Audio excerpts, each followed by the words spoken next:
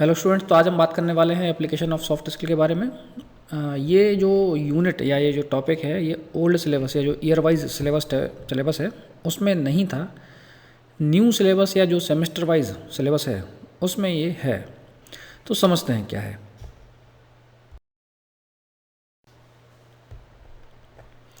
Soft skill are personal traits required to establish and maintain interpersonal relationship with others in an organization। Soft skills क्या है? ये हमारी personal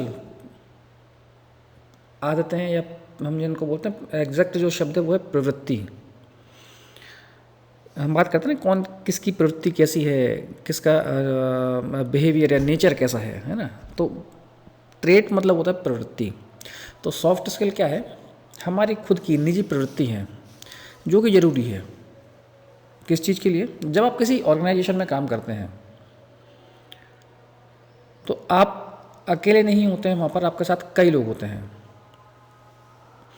आपके साथ आपके कलीग्स हैं, आपके साथ वहाँ पर पेशेंट्स हैं। अगर हम हॉस्पिटल की बात करें, क्योंकि हम नर्सिंग ऑफिसर्स हैं और हम हॉस्पिटल में काम करेंगे, नर्सिंग कॉलेज में काम करेंगे।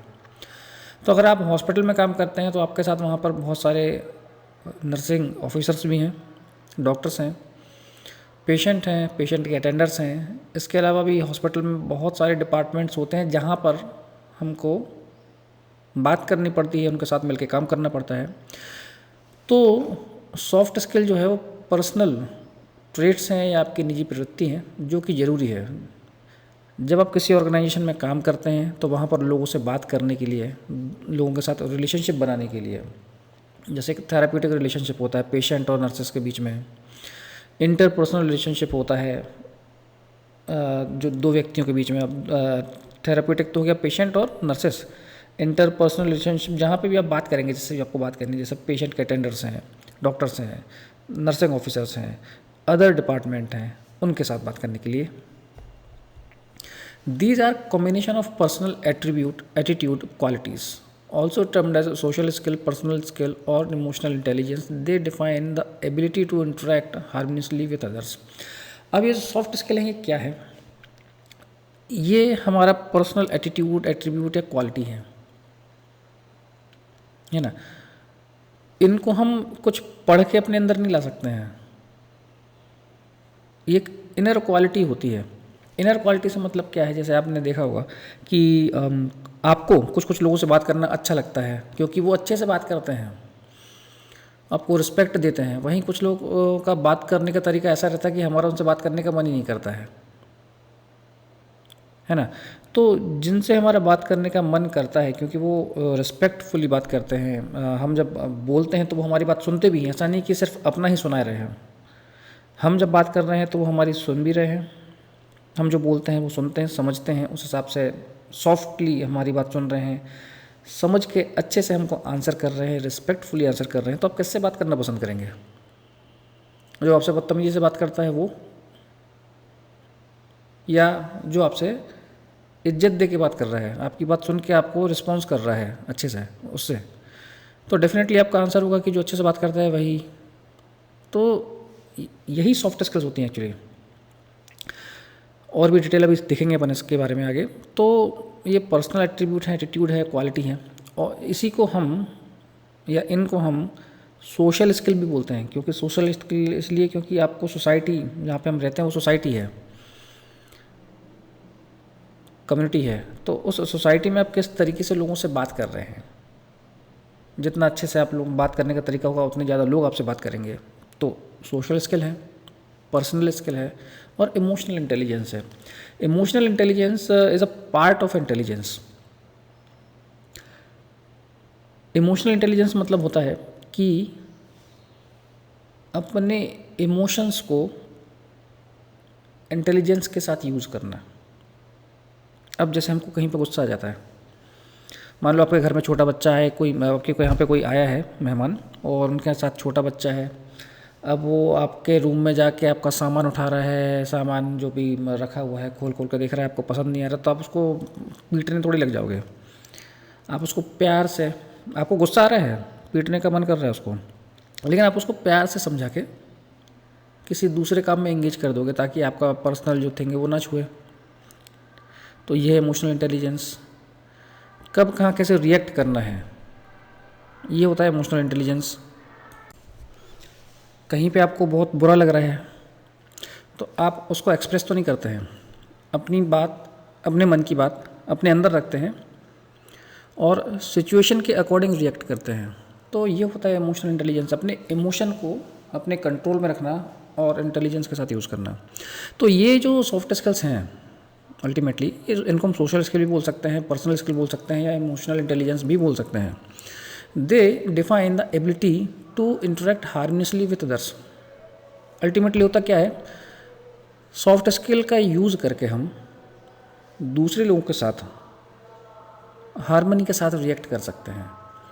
मतलब आपके मन में जो चल रहा है वो एक साइड में है, लेकिन सिचुएशन के अकॉर्डिंग लोगों से बात करना, सिचुएशन को हैंडल करना, ये सॉफ्ट स्किल्स होती हैं। These skills not related to any specific task or position. These skills describe one's approach to life, work, relationship with other people. अब ये जो सॉफ्ट स्किल के बारे में हम बात कर रहे हैं तो ये किसी एक पर्टिकुलर काम के लिए नहीं है कि हमको एक टास्क परफॉर्म करना है या एक ऑब्जेक्टिव अचीव करना है या एक गोल अचीव करना है, इसीलिए हम सॉफ्ट स्किल्स यूज़ करेंगे या उसके लिए सॉफ्ट स्किल्स होती हैं, ऐसा नहीं है। ये पर्सनल ट्रेट हैं, हमारी खुद की प्रवृत्ति, लोगों से बात करने का तरीका। अब ये चेंज नहीं होता है, लोगों की आदतें चेंज नहीं होती हैं। तो ठीक वैसे स्किल्स भी होती हैं, ये सॉफ्ट स्किल्स होती हैं कि आप लोगों से किस तरीके से घुलते मिलते हैं, किस तरीके से बात करते हैं, किस तरीके से आपके रिलेशनशिप्स हैं दूसरे लोगों के साथ। जैसे कुछ लोगों को देखा होगा ना आपने, आपसे बहुत अच्छे से बात करते हैं लेकिन आपके बारे में ही उल्टा सीधा थर्ड पर्सन को बोलते हैं। आपसे प्यार मोहब्बत से बात करेंगे लेकिन आपके बारे में सिर्फ नेगेटिव बातें ही करेंगे किसी थर्ड पर्सन से, और वो थर्ड पर्सन फिर अल्टीमेटली आपको आगे बता भी देगा कि यार वो आपसे मिला था और इस तरीके से बात कर रहा था।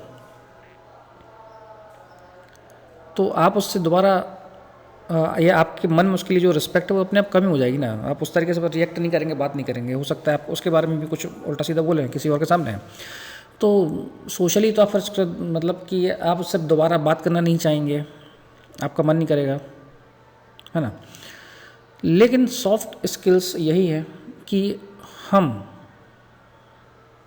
इंटेलिजेंस के साथ हमारे इमोशन को यूज़ करते हैं, लोगों से अच्छे तरीके से व्यवहार करते हैं, बात करते हैं, ताकि एक IPR इंटरपर्सनल रिलेशनशिप हमारा अच्छा बने, लोग हम पे भरोसा कर पाएँ, हमारी बात सुन पाएँ, और हम जब भी बोलें एक बार में लोग हमारा काम करने के लिए रेडी हो जाएं। डेफिनेशन देखते हैं। Soft skills are interpersonal quality and personal attribute that one possess. Soft skill क्या है? ये इंटरपर्सनल क्वालिटी है, आपकी निजी क्वालिटी है। पर्सनल एट्रीब्यूट, एट्रीब्यूट मतलब होता है गुण, तो आपका गुण है जो किसी के पास हो, यानी ये एक इनर थिंग है। जैसे अपन बोलते हैं ना किसी के पास एक गॉड गिफ्ट है। गॉड गिफ्ट से मतलब होता है कि कोई बहुत अच्छा आर्ट बनाता है, मतलब उस किसी की ड्राइंग अच्छी है, कोई बहुत अच्छा डांस कर लेता है, किसी ने सिखाया नहीं है उसको, ऐसा करने के लिए पुश नहीं किया है, लेकिन वो है, इनर क्वालिटी है। तो वही सॉफ्ट स्किल्स होती हैं। ये एक इंटरपर्सनल क्वालिटी है, पर्सनल एट्रीब्यूट है।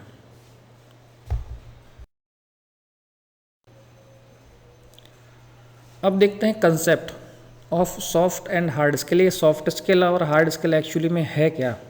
पर्सनल क्वालिटी के बारे में तो हमने बात कर ली कि पर्सनल क्वालिटी है, पर्सनल एट्रीब्यूट है, किसी का निजी गुण है, लेकिन ये है क्या एक्चुअली नर्सिंग से रिलेटेड?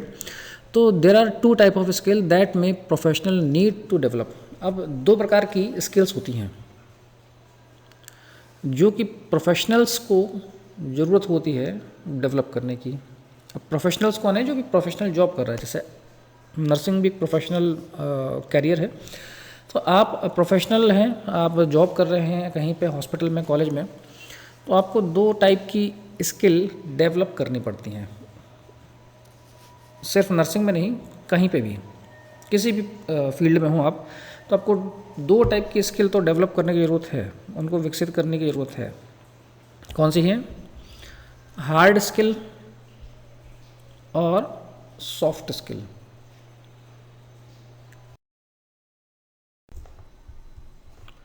तो हार्ड स्किल और सॉफ्ट स्किल किसी भी प्रोफेशन के लिए रिक्वायर्ड है। स्किल मतलब क्या होता है? स्किल मतलब होता है कौशल, और नॉलेज मतलब होता है ज्ञान। ये नॉलेज और स्किल दोनों अलग चीज़ें हैं, एक ही चीज़ नहीं है। एक एग्जांपल से समझ लेते हैं। जैसे कि एक टॉपिक आपने पढ़ा होगा फंडामेंटल ऑफ नर्सिंग में, रूट ऑफ ड्रग एडमिनिस्ट्रेशन, यानी ड्रग एडमिनिस्टर करने के कितने रूट हैं या रास्ते हैं। रूट मतलब होता है रास्ते, है ना। जैसे आपको दिल्ली से मुंबई जाना है तो कितने रूट हैं जाने के। बाय रोड हम जा सकते हैं, बाय ट्रेन हम जा सकते हैं, बाय एयर हम जा सकते हैं। जितने भी रास्ते हैं वो रूट कहलाते हैं। तो ड्रग एडमिनिस्ट्रेशन करने के या शरीर में ड्रग पहुंचाने के कितने रास्ते हैं, उनको हम बोलते हैं रूट ऑफ ड्रग एडमिनिस्ट्रेशन। उनमें से एक है पेरेंट्रल रूट। पेरेंट्रल रूट मतलब जो भी हम निडल के थ्रू यूज़ करते हैं। तो पेरेंट्रल रूट में भी आप देखेंगे इंट्रावीनस है, इंट्रामस्कुलर है, सबक्यूटेनियस है, इंट्राडर्मल है। ये अलग अलग रूट है। इसके बारे में आपको मालूम है, मैं पूछूंगा वो आपने आंसर कर दिया। लेकिन अगर मैं किसी पेशेंट के ऊपर आपको बोलूं कि ये इंजेक्शन आईवी लगाओ, या ये इसको आईएम लगा दो, या इसको सबक्यूटेनियस लगा दो, या इसको इंट्राडर्मल लगा दो, तो क्या आप लगा पाएंगे?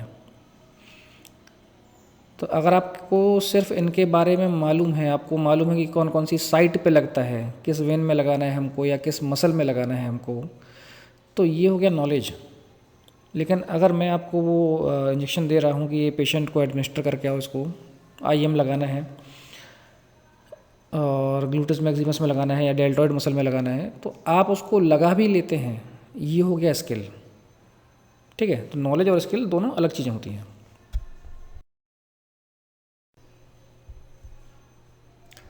अब सॉफ्ट स्किल और हार्ड स्किल को थोड़ा और समझ लेते हैं। हार्ड स्किल जो होती है, इनको हम फिजिकल स्किल या विजिबल स्किल भी बोल सकते हैं, क्योंकि ये दिखती हैं। ठीक है, आप कोई काम कर रहे हैं, फिजिकली करते हैं वो। हार्ड स्किल मतलब क्या होता है?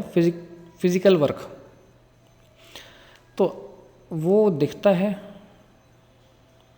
आप फिजिकली करते हैं, ये होती है हार्ड स्किल। सॉफ्ट स्किल मतलब इनको मेंटल स्किल भी बोल सकते हैं, और ये नॉन विजिबल है, ये दिखती नहीं है, और ये मेंटल स्किल है। जैसे सॉफ्ट स्किल के बारे में हमने बात की ना कि आपका आईपीआर कितना अच्छा है, आप लोगों से किस तरीके से पेश आते हैं, ये मैं आपको देख के थोड़ी बता पाऊँगा। ये जब आपसे बात करेंगे तब कोई बता पाएगा कि आप कितने अच्छे तरीके से बात करते हैं। लेकिन हार्ड स्किल जो है, जैसे कि अभी हमने बात की कि आपको इंजेक्शन मालूम है किस तरीके से कौन सा हमको देना है, आईएम देना है तो कौन सी साइट पे या कौन सी मसल पे देना है आपको आता है, तो मैं वो देख भी सकता हूँ, फिजिकल स्किल है। ठीक है, तो ये डिफरेंट होता है हार्ड स्किल और सॉफ्ट स्किल में। अब एक फ़ोटो से भी इसका कंपेयर कर लेते हैं, कंपेरिजन कर लेते हैं। हार्ड स्किल क्या है? टीचेबल एबिलिटी और skill set that are easily quantify.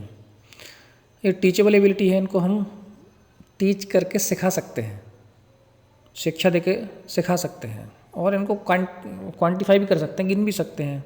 जैसे कि क्या हो गया, आपको फॉरेन लैंग्वेज आती है, आपके पास डिग्री और कोई सर्टिफिकेट है, टाइपिंग डिग्री और सर्टिफिकेट, मतलब आपको किसी पर्टिकुलर थिंग के बारे में मालूम है, टाइपिंग स्पीड आपकी बहुत अच्छी है, अच्छा कोई मशीन भी चला लेते हैं, आपको कार ड्राइव करते भी आता है, कंप्यूटर प्रोग्रामिंग भी कर लेते हैं, तो ये सब वही हमारी हार्ड स्किल। वहीं सॉफ्ट स्किल क्या है? Also known as people's skill और इंटरपर्सनल स्किल, या सोशल स्किल भी बोलते हैं। लोगों से घुलने मिलने का, बातचीत करने का तरीका, इफेक्टिवली अपनी बात रखने का तरीका, जैसे किस तरीके से आप कम्युनिकेशन करते हैं। फ्लेक्सिबिलिटी है नहीं, फ्लेक्सिबिलिटी मतलब जैसे कि अपनी ही बात पे रिजिड तो नहीं है आप, कि मैंने बोला कि नहीं ऐसा होता है तो ऐसा ही होता है, सामने वाले की बात सुन रहे हैं कि नहीं सुन रहे हैं, हम सुनते हैं। अगर आप सुनेंगे मीन्स आप फ्लेक्सिबल हैं। तो कम्युनिकेशन कितना अच्छा है, आप फ्लेक्सिबल हैं या नहीं है। लीडरशिप एक क्वालिटी होती है। हर स्कूल कॉलेज क्लास में, आपकी क्लास में भी देखना, आप ध्यान देना है, अपने कॉलेज में ध्यान देना कि कुछ बच्चे ऐसे होते हैं कि वो बॉर्न लीडर होते हैं, वो जन्म से लीडर ही, उनको किसी ने कुछ सिखाया नहीं है लीडरशिप, ना उन्हें पढ़ा है। लीडरशिप क्या होती है, क्योंकि ये एक्चुअली ग्रेजुएशन पोस्ट ग्रेजुएशन वाला टॉपिक है। लेकिन आप देखेंगे कि स्कूल लेवल पे भी कुछ बच्चे ऐसे होते हैं कि वो उनमें एक लीडरशिप क्वालिटी होती है, वो क्लास को आगे लेके जाएंगे, क्लास को रिप्रेजेंट करेंगे, क्लास के मॉनिटर बने रहेंगे, सीआर बने रहेंगे। तो ये भी एक सॉफ्ट स्किल है। टीम वर्क मीन्स कि आप लोगों को साथ में लेके लोगों के साथ मिल के काम कर रहे हैं, क्योंकि आपका जो गोल है, आपका जो लक्ष्य है वो कॉमन है, ऑब्जेक्टिव जो है वो कॉमन है जहाँ पे भी आप काम करते हैं। तो अकेले अकेले काम करना, दूसरों को हेल्प ना करना, उसकी बजाय टीम वर्क पे ध्यान देते हैं, सब लोगों के साथ मिलकर काम करते हैं। टाइम मैनेजमेंट आपका कितना अच्छा है। टाइम मैनेजमेंट मतलब होता है कि हम सारे काम समय से पहले, समय रहते या समय पर कंप्लीट कर लेते हैं, अपना पर्सनल और प्रोफेशनल लाइफ को अलग रखते हुए सबको बराबर टाइम देके और सारे जो भी ऑब्जेक्टिव्स हैं आप अचीव कर लेते हैं। तो ये टाइम मैनेजमेंट हो गया। तो ये होती है सॉफ्ट स्किल। एक है फिजिकल स्किल और दूसरा हम बोलेंगे मेंटल स्किल। ठीक है।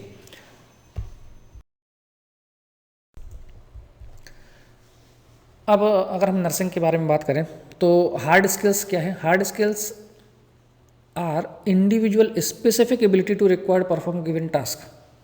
ये आपकी इंडिविजुअल एबिलिटी है कि आपको कोई टास्क दिया जा रहा है, आप उसको कंप्लीट कर पाते हैं कि नहीं कर पाते हैं, आप में उतनी क्षमता है या नहीं है। साथ ही साथ हम इसको ऑक्यूपेशनल स्किल भी बोलते हैं। ऑक्यूपेशन मतलब होता है काम, तो वो काम करने की स्किल, काम करने का कौशल है या नहीं है, तो हम इसको हार्ड स्किल को ऑक्यूपेशनल स्किल भी बोलते हैं। These are usually taught as a part of academic curriculum that can be learn and perfected over a period of time.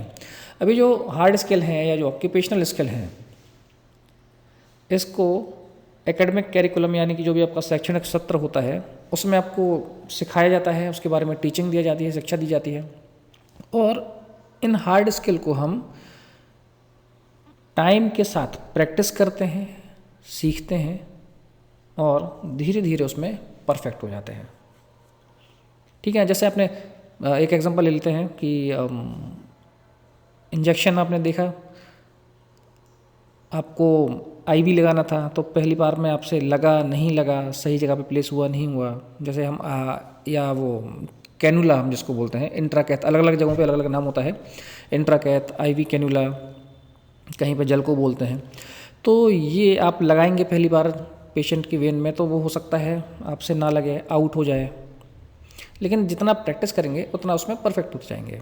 तो जो हार्ड स्किल हैं इनको आपके एकेडमिक कैरिकुलम में आपको टीच किया जाएगा, आप धीरे लर्न करेंगे और टाइम के साथ उसमें परफेक्ट होते जाते हैं।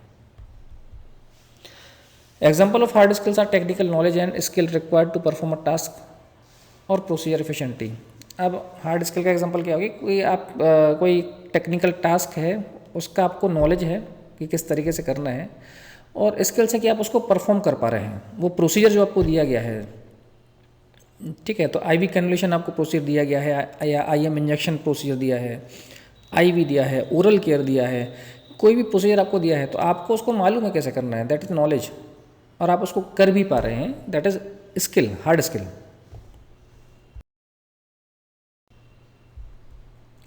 In nursing, these skills refer to technical procedural skill that a nurse learn through hand-on training or in a clinical laboratories or real life ward setting।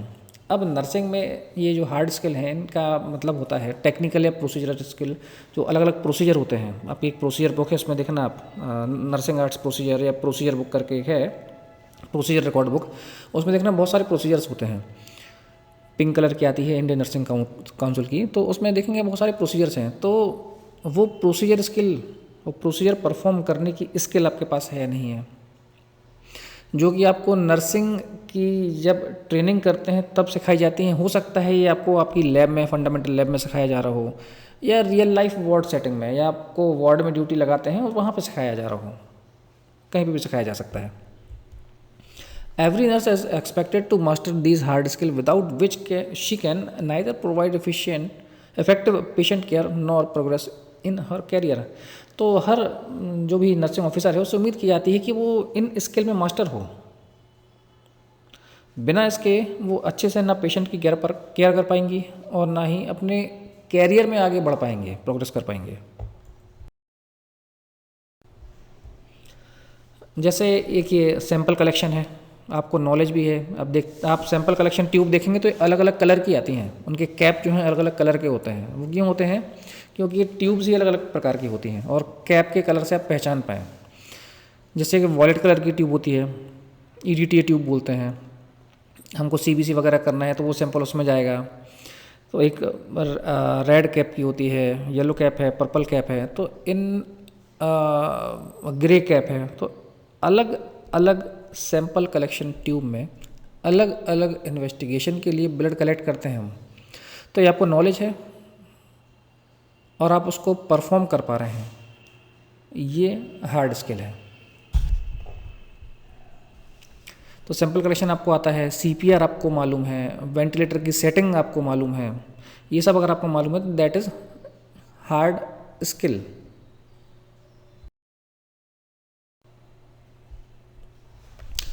On other hand soft skills are personal trait required to establish communication and interaction with other. तो ये hard skill अलग हो गई। अब soft skill क्या है? ये personal trait है, आपके निजी गुण हैं जो कि ज़रूरी हैं लोगों से अच्छे से बात करने के लिए, अच्छे से कम्युनिकेशन करने के लिए। These are difficult to learn and measure but yet as important and valuable as the hard skills। अब ये जो सॉफ्ट स्किल है इनको लर्न करना बहुत डिफ़िकल्ट होता है, कठिन है। इनको नाप भी नहीं सकते ना अपन, जैसे बोलते हैं भाई फिजिकल स्किल, हार्ड स्किल के बारे में बात करें, CPR देते आता है, हाँ आता है। सैंपल कलेक्शन करते आता है। वेंटिलेटर, हाँ आता है। तो आप एक मेज़र कर सकते हैं ना कि भाई इसको इतनी चीज़ें आती हैं। लेकिन सॉफ्ट स्किल्स क्या है, इनको हम मेज़र नहीं कर सकते हैं, इनको सीखना बहुत कठिन होता है। लेकिन ये उतना ही इम्पोर्टेंट है जितना कि हार्ड स्किल है। एक और एग्जांपल देके आपको समझा देता हूँ। जैसे कि कुछ कभी कभी हम अकेले सफ़र करते हैं, जर्नी करते हैं, है ना।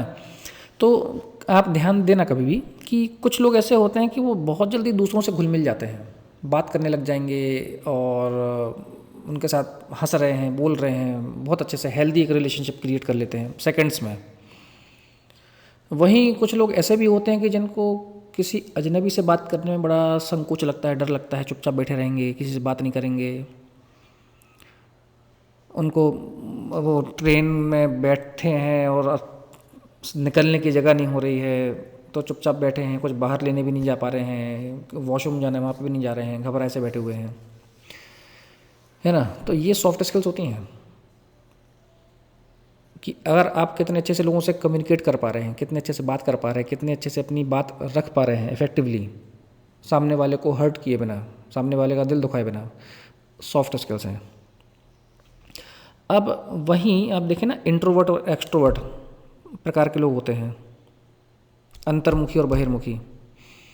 तो ये सॉफ्ट स्किल्स हैं, ये आपको एक्सट्रोवर्ट भी बनाती हैं क्योंकि आप लोगों से बात करने का एक कॉन्फिडेंस आप में आ जाता है, अननोन लोगों से, अजनबी लोगों से बात करने का कॉन्फिडेंस आपके अंदर आ जाता है।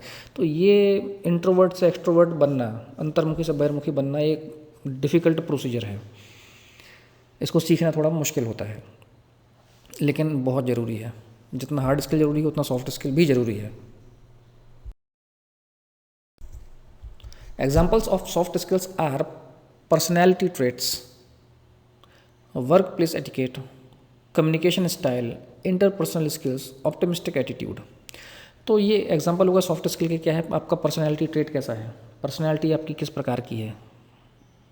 जैसे पर्सनैलिटी एक टॉपिक आपने पढ़ा ना, एक्टोमॉर्फिक, मिजोमॉर्फिक, तो किस प्रकार की आपकी पर्सनैलिटी है। Work place etiquette, work place etiquette मतलब क्या होता है कि आप जहाँ पर काम कर रहे हैं तो एटिकेट्स के साथ लोगों से घुलना मिलना, बात करना कर रहे हैं कि जैसे घर में रहते हैं वैसे ही रह रहे हैं। कम्युनिकेशन स्टाइल, लोगों से किस तरीके से आप बात कर रहे हैं, कम्युनिकेट कर रहे हैं। इंटरपर्सनल स्किल्स आपकी कैसी हैं।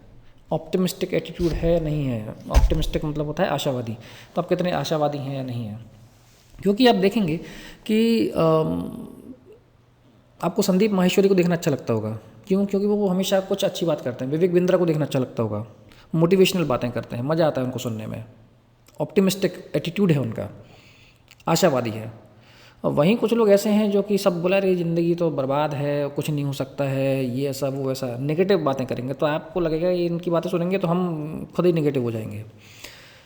तो ऐसे लोगों से कोई बात करना पसंद नहीं करेगा। लेकिन अगर आप कभी मौका मिले आपको कोई मोटिवेशनल स्पीकर से बात करने का, तो आप बिल्कुल उनसे बात करेंगे, खुश होकर बात करेंगे, उनको उनसे मिलके आपको बहुत अच्छा लगेगा, आप खुश हो जाएंगे। तो ये सब सॉफ्ट स्किल्स होती हैं। Also termed as emotional intelligence या इमोशनल क्वांटे, EQ जिसको हम बोलते हैं, it is difficult to acquire and once acquired difficult to change. अब जैसे एक IQ होता है, इंटेलिजेंस क्वांट, मतलब कि एक आप कितने इंटेलिजेंट हैं, है ना।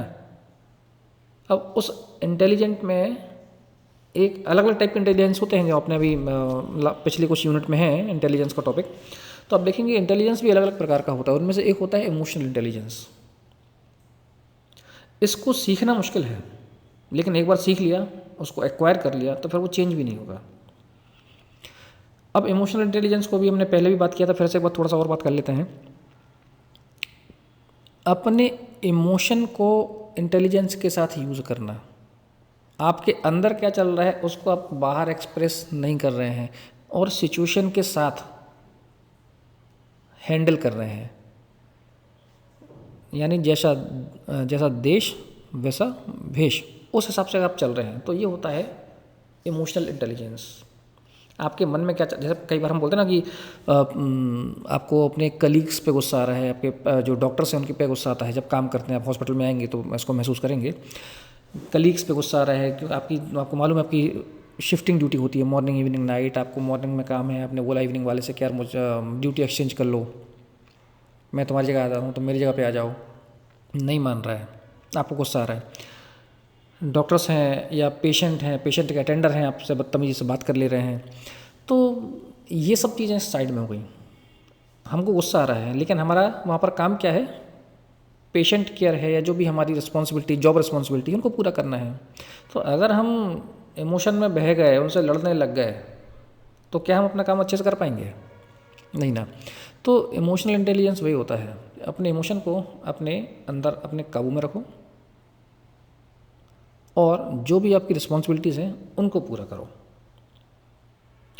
तो ये जो इमोशनल इंटेलिजेंस है, इसको एक्वायर करना मुश्किल है, क्योंकि आपको अपने इमोशन अपने काबू में करने रहते हैं। तो ये सीखना मुश्किल है कि अपनी भावनाओं को अपने नियंत्रण में कैसे रखा जाए। लेकिन एक बार आपने सीख लिया, इसको एक्वायर कर लिया, इसको प्रैक्टिस करना शुरू कर दिया, तो फिर ये चेंज होना भी मुश्किल है। ठीक है, तो नर्सिंग में हमको कौन कौन सी सॉफ्ट स्किल्स की रिक्वायरमेंट होती है या क्या क्या होती हैं? एम्पैथी है, यानी आपके अंदर सहानुभूति है कि नहीं है। अंडरस्टैंडिंग, लोगों को जब उनसे बात करते हैं तो आप उनकी बात सुनते और समझते हैं कि नहीं। एक्टिव लिसनिंग, एक्टिव लिसनिंग मतलब क्या होता है कि एक होता है लिसनिंग, एक होता है एक्टिव लिसनिंग। लिसनिंग मतलब सुनना, और एक्टिव लिसनिंग मतलब होता है ध्यान से सुनना। अब जैसे कई बार आप लोग क्लास में बैठे हो, टीचर्स आपके पढ़ा रहे हैं, तो आप देख रहे हो उनको, आपको देख के ऐसा लग रहा है कि आप पूरी बातें सुन रहे हो, लेकिन आप सुन ही नहीं रहे हो, आपका दिमाग में कुछ और ही चल रहा है। और दूसरा होता है एक्टिव लिसनिंग, कि आप वो जो बोल रहे हैं आप उस पर ध्यान भी दे रहे हो, इसलिए आपको समझ में भी आ रहा है। तो एक्टिव लिसनिंग। बिहेवियरल कॉम्पिटेंस की अच्छी क्षमता आप में है कि नहीं।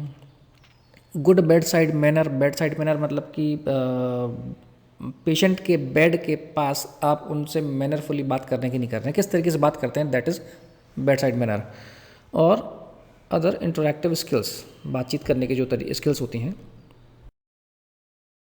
These skills provide necessary tools for nurse to deliver quality care and meet patient need. तो ये जो सॉफ्ट स्किल्स होती हैं, ये एक नेसेसरी टूल हैं, तरीके हैं क्वालिटी केयर डिलीवर करने के लिए, पेशेंट की जो भी नीड है उनको फुलफ़िल करने के लिए।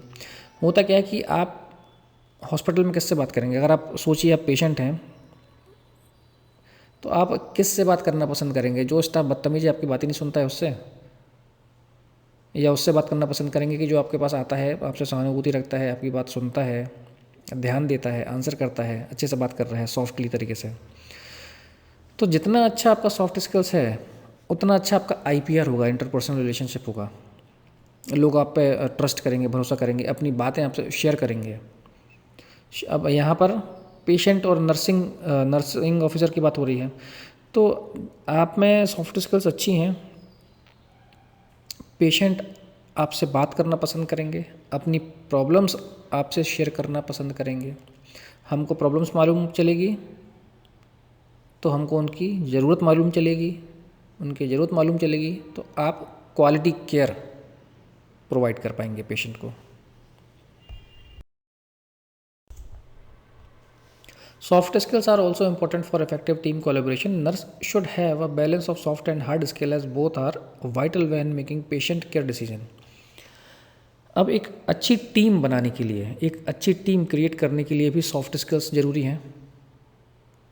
ठीक है, जैसे अगर आप बात करें कि आपका जो बॉस है वो अगर बदतमीज टाइप से है तो क्या आप उनके साथ मिलकर काम करना पसंद करेंगे? तो आपका आंसर है नहीं। वो बदतमीज है तो हम भी बदतमीज से आंसर दे देंगे, उसमें क्या है। लेकिन ये गलत चीज़ है। और एक्चुअली हम यहाँ पर टीम कोलैबोरेशन की बात कर रहे हैं। तो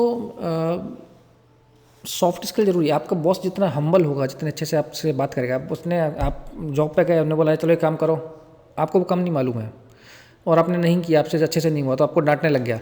वहीं एक बॉस ऐसा है जो आपको पहले वो सिखा रहा है कि यहाँ पे क्या क्या काम होता है, किस तरीके से होता है, किन चीज़ों को ध्यान रखना है, काम करके आपको बता रहा है, आपसे अपने सामने करवा रहा है, फिर आपको वो रिस्पॉन्सिबिलिटी दे रहा है। तो आप उसके साथ तो बहुत अच्छे से काम करेंगे, मिलकर काम करेंगे। तो सॉफ्ट स्किल टीम कोलेब्रेशन के लिए भी ज़रूरी है। और nurse should have a balance of soft and hard skill as both are vital when making patient का डिसीजन।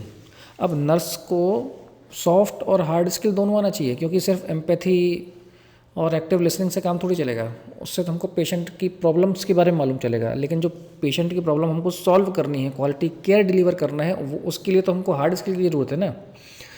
तो आपको सॉफ्ट और हार्ड स्किल दोनों आने चाहिए पेशेंट की केयर के लिए।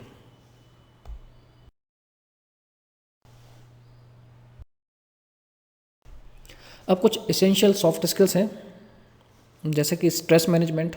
अब स्ट्रेस मैनेजमेंट एक अलग टॉपिक है। खैर, स्ट्रेस मैनेजमेंट मतलब क्या होता है, क्योंकि जब आप हॉस्पिटल में काम करते हैं तो एक्चुअली होता क्या है कि नर्सेस जो होती हैं या नर्सिंग ऑफिसर होते हैं, इनकी लाइफ बड़ी कॉम्प्लिकेटेड चलती है। लाइफ कॉम्प्लिकेटेड इसलिए चलती है क्योंकि आपकी कुछ पर्सनल प्रॉब्लम्स भी हैं, आपकी कुछ फैमिली प्रॉब्लम्स भी हर किसी के साथ होती है ना। वो तो ऐसा नहीं कि सिर्फ आपके साथ ही है, हर किसी के साथ है वो है।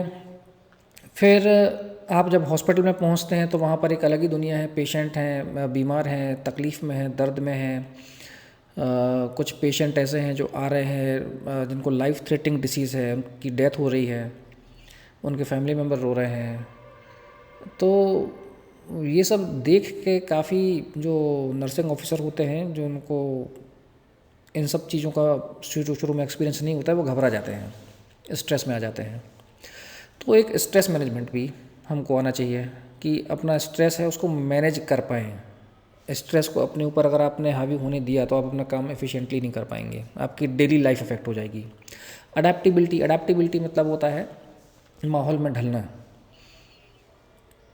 आपको मैंने बोल दिया कि जाओ, या आपके जो नर्सिंग सुपरिटेंडेंट है उन्होंने बोल दिया कि नहीं आज तुमको सर्जरी वार्ड में ड्यूटी करनी है, नहीं आज तुम एक काम करो पीडियाट्रिक वार्ड में चले जाओ। तो अब दोनों को एक्चुअली काम अलग है, सब कुछ अलग है। गायनेक में भेज दिया या ऑर्थो वार्ड में भेज दिया, आईसीयू में भेज दिया, ओटी में भेज दिया, ओपीडी में भेज दिया, बहुत सारे डिपार्टमेंट होते हैं। तो सिचुएशन के हिसाब से अडेप्टिबिलिटी होनी चाहिए, माहौल में ढलते आना चाहिए। अगर आप अडाप्ट नहीं करेंगे अपने आप को परेशान करेंगे। कम्युनिकेशन मतलब होता है लोगों से बातचीत करना, तो कम्युनिकेशन आपको आना चाहिए। कॉन्फ्लिक्ट रेजोल्यूशन, कॉन्फ्लिक्ट तो नहीं है कि भाई क्या बोला था समझ में नहीं आ रहा है क्या करना है। टीम वर्क, लोगों के साथ मिल के चलना। कॉन्फिडेंट एटीट्यूड, कॉन्फिडेंट रहें एकदम।